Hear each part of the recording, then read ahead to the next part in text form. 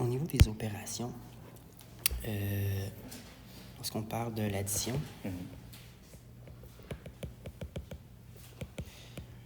l'addition, c'est le nombre d'opérations.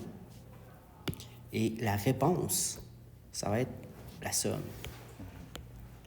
Ça va? Oui. Lorsqu'on fait la soustraction,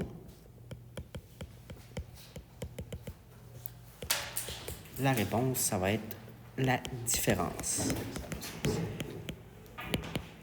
Lorsqu'on fait la multiplication,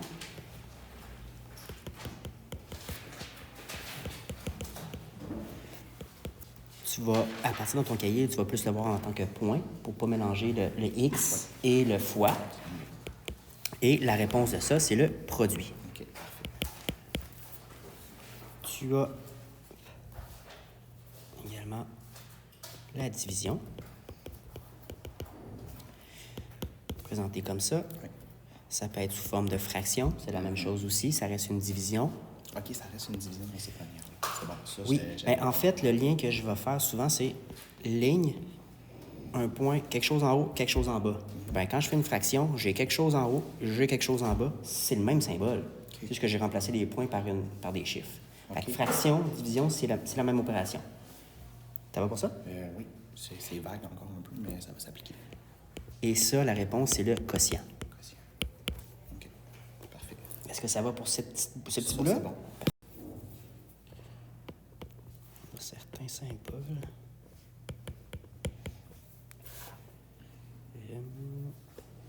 Ça ici, ça veut dire élément. OK. Donc, si c'est écrit de cette façon-là, donc ce que ça veut dire, c'est que X est un élément de l'ensemble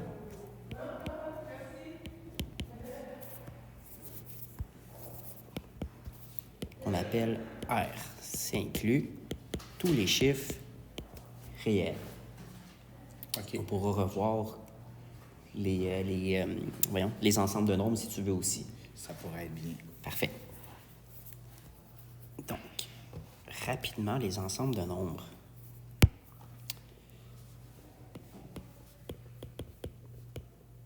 C'est sûr que c'est très résumé. C'est bien correct si j'ai besoin de plus. C'est ça, tu me le diras, on approfondira. Donc, le premier, c'est l'ensemble N, qu'on va appeler les nombres naturels. OK. Donc ça, c'est tous tes entiers positifs. OK. Donc 1, 10, 57. Y a-t-il une raison pourquoi il y a comme une barre avant le chiffre? Oui, dans le fond, pas d'effacer avec la lettre. L'ensemble, tu vas voir, il y a double barre pour le R, il y a double barre pour mon N en ce moment aussi. OK. Peu importe l'ensemble, tu vas voir, il y a une double barre quelque part. OK. Pour différencier des lettres également. OK. Fait que dans le fond, ça nous empêche aussi de le prendre comme une expression algébrique. Oui, OK. ça pourrait arriver. Super. Ça va jusque-là? Oui. Ensuite, tu as l'ensemble Z, qui sont les entiers. Et là, on vient inclure les entiers positifs et négatifs. Parfait. Donc, moins 2,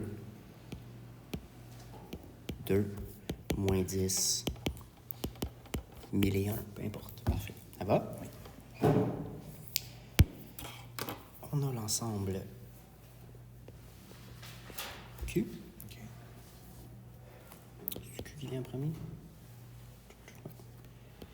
Donc là, on vient ajouter tout ce qui est décimal et fraction.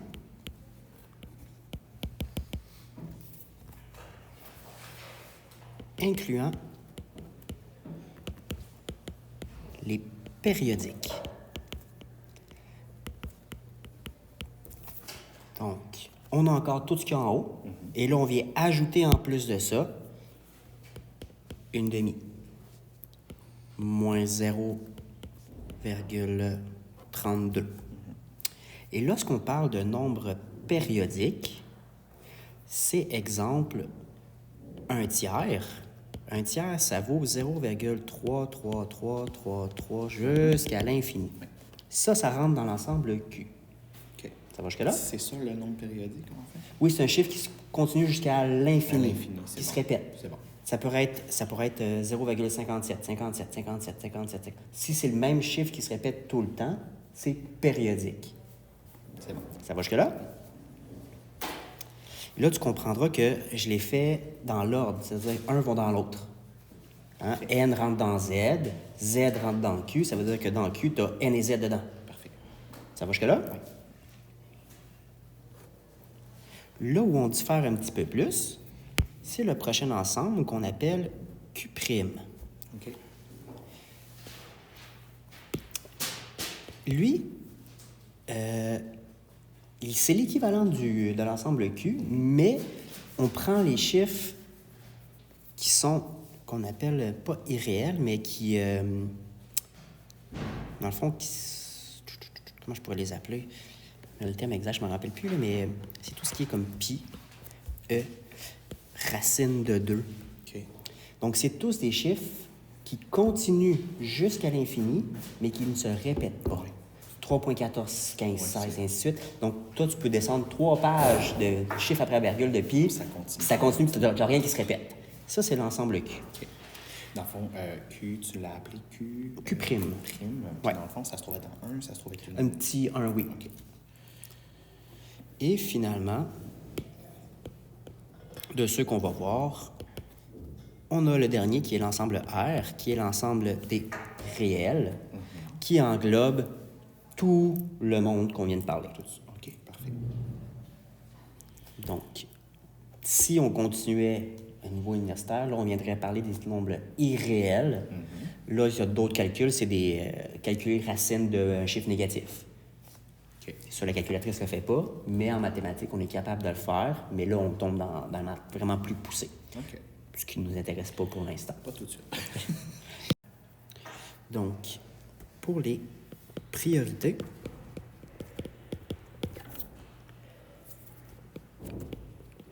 des opérations, on vient d'utiliser ce qu'on appelle le PETMAS. Donc, on va le décortiquer. Ton P, c'est tes parenthèses. Donc, je vais faire un exemple. 3 plus... 2 fois 2. Je vais aller avec des X suite pour que tu vois en même temps dans quel ordre je vais faire mes opérations. Parfait, super. Fait que 2 fois X, exemple. En parenthèse, on pourra complexifier à chaque fois un petit peu plus. Donc ici, j'ai pas le choix. Je vais faire ma parenthèse en premier. Donc, 2X. Ça va pour ça? Oui, mais attends un petit peu. Tu me dis que tu n'as pas le choix. Donc, ensuite, on vient avoir les exposants, qui est mon E. OK, ils sont 32e. Ouais. P, P, avec E. Donc, on va prendre la même parenthèse. 2 fois X sont à la 2. Donc, à ce moment-là, je fais 2X. Et après ça, je viens faire mon à la 2. Donc, 2X fois 2X, qui va me donner mon 4X à la 2. OK, c'est bon. Tu vois, cette partie-là, je l'aurais juste summarisé à 2x à la 2. Tout est... Je viens donner mon exposant à chacun des éléments. OK, c'est bon. Ça va pour ça? Oui. Ensuite, on a la division et la multiplication. Eux ils sont sur le même pied d'égalité. On écrit le D avant le M, c'est juste pour la prononciation de la chose, mais tu les fais dans l'ordre que tu les vois. OK. De gauche à droite, comme quand tu lis un livre. Donc, si tu as 6 divisions puis 4 multiplications, bien, tu vas avec le premier que tu vois à gauche jusqu'au dernier. OK, parfait. Donc, si on y va, je vais me tasser encore un petit peu. Avec division, multiplication.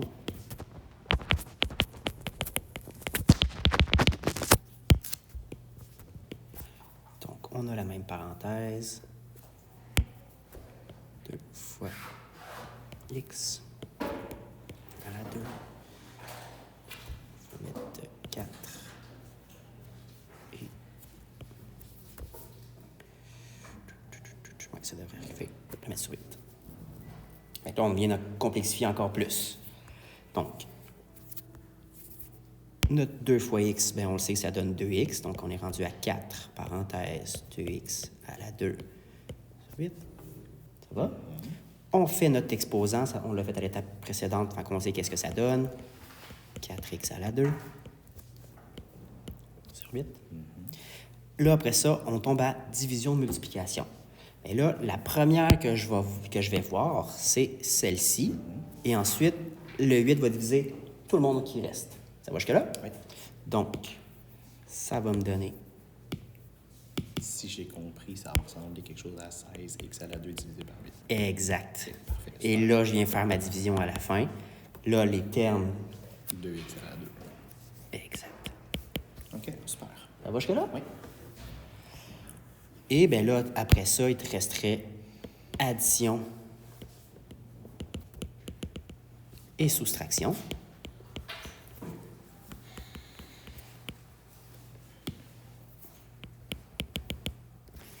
Tout comme division-multiplication, on écrit AS dans le PEDMAS pour la prononciation de la chose, mais addition et soustraction sont sur le même pied d'égalité, donc je les fais dans l'ordre que je les vois, de gauche à droite. Parfait.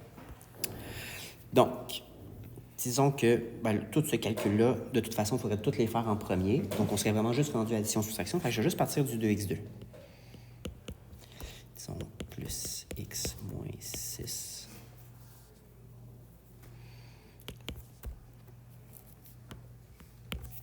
OK. Fait que là, si je comprends, on aurait 3x. On va bien les faire dans l'ordre. Et là, j'ai fait exprès d'avoir des x et des x à la 2. Je vais avec le jaune. Ah, c'est vrai, hein? Ça et ça n'a pas le même exposant. Donc, c'est pas des termes semblables. OK, Je ne parfait. peux pas les mettre ensemble. OK? Donc, on vient vraiment regarder, les chiffres sont sur le même pied d'égalité. Donc, le 3x et x, ça va ensemble. Ouais. Chiffre ordinaire, Fait que lui, il il est est tout seul. Et on a le 2x2. Donc, tu aurais un 2x2 plus 4x moins 6. Exact. OK. Parfait. That's it. Puis là, on peut plus summariser. Là, à partir de là, tant que je ne connais pas la valeur de x, je ne peux pas aller plus loin. OK, parfait. C'est bon. Du moins pour l'instant. Oui, c'est clair. En gros, c'est qu'on vient placer les ensembles de nombres. OK. Donc, exemple, on te demande x plus grand que 6 dans l'ensemble des z. Bon, ça n'était pas très beau, là. Donc, sur ma droite, 0.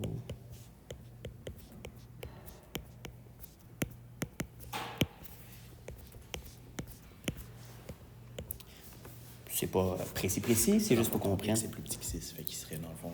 Plus grand que 6. Ah, excuse-moi. J'ai toujours Donc, la difficulté. et dans l'ensemble Z, donc je m'en viens ici, mais là, l'ensemble Z me dit que des entiers. Je ne peux pas prendre des chiffres à virgule. Donc, je vais remettre juste des points vis-à-vis les entiers, tout simplement. Parce que tu fais pas une ligne complète. Pas de ligne complète. Je prends la même, mais cette fois-ci, je vais écrire x plus grand que 6 pour l'ensemble des R maintenant. Bien, je vais partir de 6 aussi, mais là, j'ai le droit de prendre tous les chiffres à virgule. Donc là, je vais faire un trait complet. OK. OK? Petite nuance, j'ai fait 2 petites erreurs ici. Juste plus grand, juste plus petit. Oui. Ça veut dire que le chiffre 6 en tant que tel n'est pas une bonne réponse. Ce n'est pas inclus. Exact. Pour démontrer ça, sur nos droites, au lieu d'avoir un point comme ça, plein, qu'on appelle, on va avoir un ensemble vide. Un point Je vide. commence quand même à 6. Je le commence quand même à 6. Voilà comme un trou. Oui. Tu ne peux pas marcher dessus. Les points pleins, tu peux marcher dessus. Les points vides, tu sais qu'ils existent, mais tu ne peux pas le prendre. Puis dans ce cas-là, pourquoi ça commence pas à 7 si on dit que c'est séparable? Parce que quand tu tombes dans l'ensemble R, à ce moment-là, 6.5, tu viens de l'éliminer. Effectivement. 6.02, tu viens de l'éliminer. Puis c'est des bonnes réponses. Ouais. Donc, c'est pour donner une limite. Avance pas ton pied plus loin, mais ton pied peut se rendre jusque-là. OK. Ça va? C'est bon. Ça, c'était pour tes droites numériques. Oui, fait que ça devrait être correct. Si, maintenant on continue ici. Quand je parle de la droite numérique, je peux après ça partir et écrire la même réponse sous forme d'intervalle. OK. OK? Donc, je vais prendre la verte. Sous forme d'intervalle, ben, je pars à 6 et je me rends jusqu'où? À l'infini. À l'infini. Et là, je viens dire 6, y est-tu inclus ou pas? Dans notre cas à nous, Là, actuellement, il n'est pas inclus. il n'est pas inclus. Fait que le petit crochet, je le fais qu'il s'éloigne du 6. OK. C'est bon. Si mon 6, je vais le mettre en jaune, là, il avait été inclus aussi. Fait que là, on l'aurait mis. Je l'aurais mis comme s'il prendrait le 6. Fait que ça, dans le fond, celui-là, il s'appelle comment? C'est pas... Infini. Non, je veux dire Le crochet? Crochet ouvert. Crochet ouvert. Ouvert, il s'éloigne. OK. L'espèce de bouche, elle tourne le dos au chiffre. OK. Personnellement, pour ce qui est infini, tu ne peux jamais mettre le doigt dessus. Fait que infini, c'est toujours ouvert. OK. Mais pour éviter les erreurs, parce que c'est souvent là qu'on voit des erreurs, fais juste pas en mettre. Tu n'es pas obligé de l'écrire. Un peu, tu sais, eux autres, ils l'écrivent, mais ce serait pas nécessaire. C'est pas nécessaire. Je pourrais très bien écrire de moins l'infini à 6, inclus comme ça, dans un autre cas, mettons. OK. Puis là, dans le fond, c'est quoi, un point-virgule que tu fais? Oui, moi, je mets tout le temps mes points-virgules. OK. Parce que si, exemple, mon chiffre, c'est 5.5, puis l'autre chiffre après, c'est 5, est où la différence? Tu sais, si j'avais mis, je pars de 5.5 jusqu'à 5, puis là, je mets juste des virgules. Ouais. Lequel qui est 5, lequel qui est 5.5? OK. Là, ça devient mélangeant, donc pour différencier, point-virgule. C'est bon. Est-ce que ça va jusque-là? Oui. Fait que là, l'infini, ça, c'est bon. Concernant, tu sais, dans le fond, là, ici, avec le diagramme au complet, est-ce que c'est toujours une question de ligne comme celle-là? Oui, puis non, dans le fond, on vient regarder. Ça, c'est la description, en fond, d'une fonction. Ça, j'ai un petit papier là, en couleur qui fait la description au complet. Pour le minimum, qu'est-ce qu'il faut que je regarde sur mon graphique, et ainsi de suite. Dans le fond, ça ici, c'est un enchaînement d'équations, en quelque sorte. OK. Comme ça, une équation, un arrêt-stop, une équation. OK. Tu avances, si tu arrêterais ton véhicule puis tu tournerais, mettons, si tu changes de fonction, tu changes de règle. Ça voudrait dire, est-ce que dans ce cas-ci, on part de gauche à droite? Tout le temps. Tout le temps. On OK. dit toujours de Puis, gauche à droite. Est-ce que le premier point, c'est celui qui est de départ ou est-ce qu'on va chercher la première connexion? Ton premier chiffre ici, vois-tu que ta ligne, elle est faite exprès, elle sort de ton graphique. Oui.